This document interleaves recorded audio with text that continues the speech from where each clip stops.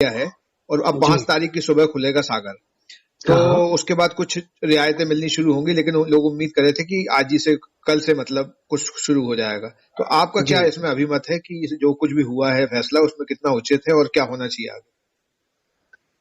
Actually Pankaj ji, समस्या ये है कि जो स्ट्रिक्टनेस या जो कड़ाई शुरुआत में बरतनी चाहिए थी, वो अब आखिरी में बरती जा रही है, जबकि उसकी आवश्यकता अब जो है बिल्कुल ही नगण्य है।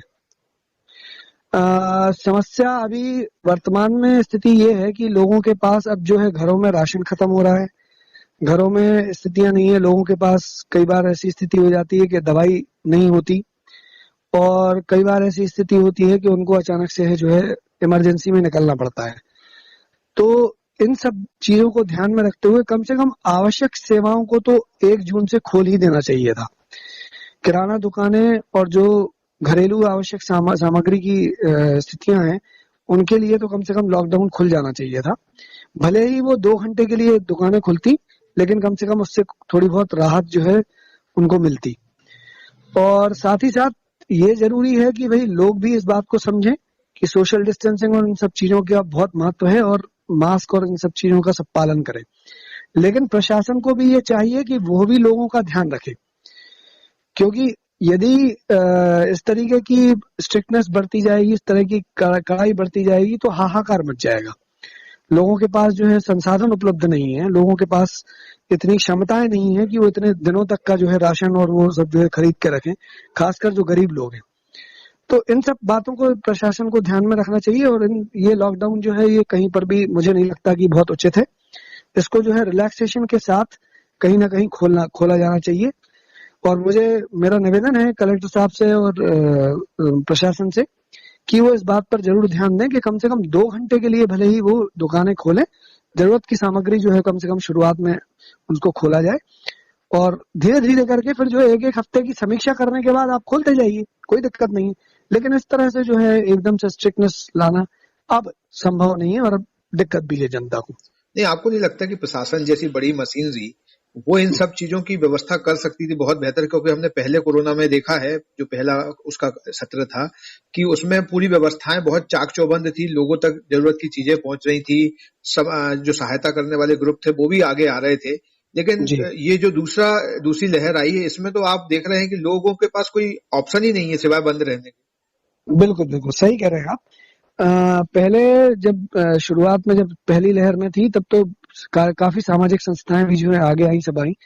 लेकिन अब क्या है, उस पहली लहर के कारण इतनी ज्यादा आर्थिक विषमताओं का सामना किया है लोगों ने, कि अब लोगों के पास संसाधन भी उपलब्ध नहीं है। सहायता करना चाहते हैं लोग, लेकिन नहीं है। जैसे पिछली बार प्राइवेट स्कूल एसोसिएशन और बाकी संस्थाओं ने भी बहुत काम किया, हम लोगों ने भी पैसा इकट्ठा करके और भोजन और सबकी व्यवस्था करी थी। लेकिन उसके बाद स्थिति, अब स्कूलों की स्थिति ये नहीं है। पिछले 16 महीनों से स्कूल बंद है, हम लोगों के पास फीस नहीं है, आरटीई का पैसा नहीं है, खुद के परिवार चलाने और हमारे शिक्षकों के परिवार चलाने के लिए पैसा नहीं है। तो हम लोगों की और दूसरे लोगों की मदद कैसे करेंगे? ये भी है। और दूसरी बात, प्रशासन को ये भी सोचना चाहिए कि कम से कम जो घर घर जाकर जो राशन पहुंचाने की व्यवस्था थी, या जो इस तरीके की व्यवस्था थी, कम से कम वो तो सुचारू रूप से चलती रहती, ताकि लोगों को परेशानी नहीं होती। लेकिन ये भी चीजें जो है पंकज जी, एक्चुअली बड़े लोगों के लिए या मध्यम वर्गीय लोगों के लिए ठीक है। उस गरीब आदमी के लिए ये संभव नहीं है कि वो फोन करके और अपना राशन घर बुलाए, क्योंकि उसके पास पैसा ही नहीं है। वो कहाँ से लाएगा? यदि उसको काम नहीं मिलेगा, यदि उसको पैसा नहीं मिलेगा, तो अपना घर कैसे चलाएगा, परिवार कैसे चलाएगा? इस बारे में तो प्रशासन को सोचना ही चाहिए हर हालत में। हाँ, ये जो लॉकडाउन अभी बढ़ाया गया है जी, इससे मैं पूर्णतः सहमत तो नहीं हूँ, क्योंकि जैसा कि अन्य शहरों में जहाँ की संक्रमण रेट सागर से ज्यादा है, वहाँ भी इनने थोड़ी बहुत छूटें देकर बाजार खोलने की अनुमति दी है। इससे एक फायदा गरीब तबके के लोगों का होगा, जो रोज अपनी दुकान चलाते हैं और रोज की कमाई घर ले आते हैं, तथा उसके द्वारा उनका घर चलता है, उनको फायदा होगा। और दूसरा, समाज की भी नैतिक जिम्मेदारी बनती है कि जो नियम बनाए गए हैं आंशिक लॉकडाउन खोलने के, उनका पूर्णतः फॉलो करें, जिससे कि तीसरी लहर, जिसकी संभावना मुझे थोड़ी कम लग रही है आने की, उसको रोका जा सके। सोशल डिस्टेंसिंग, जैसा सरकार बोले कि 6 लोग एक जगह पे, तो 6 लोग से ज्यादा नहीं होने चाहिए, क्योंकि गलती दोनों तरफ से है। कुछ सरकारी भी है, कुछ समाज की भी है, कि सबने इसको बहुत लाइटली लिया है, जिस कारण से दूसरी लहर इतनी घातक स्तर पे हुई है। इसके लिए अपन स्वयं जिम्मेदार हैं। उंगली उठाना किसी पे भी, चाहे सरकार हो, चाहे पुलिस हो, चाहे डॉक्टर हो, चाहे हॉस्पिटल एडमिनिस्ट्रेशन हो, बड़ा आसान होता है। इसलिए प्रत्येक व्यक्ति को अपनी नैतिक जिम्मेदारी मानते हुए एक अनुशासन में रहकर सरकार का, समाज का सहयोग करना बहुत जरूरी है। तो सभी परेशानियां चल रही हैं, इसमें अभी सबको संयमित रह के ही अपनी दिनचर्या करना चाहिए।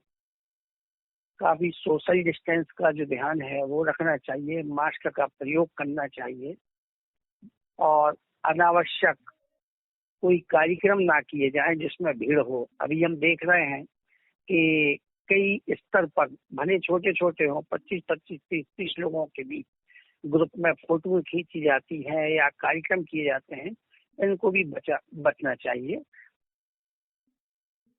जी।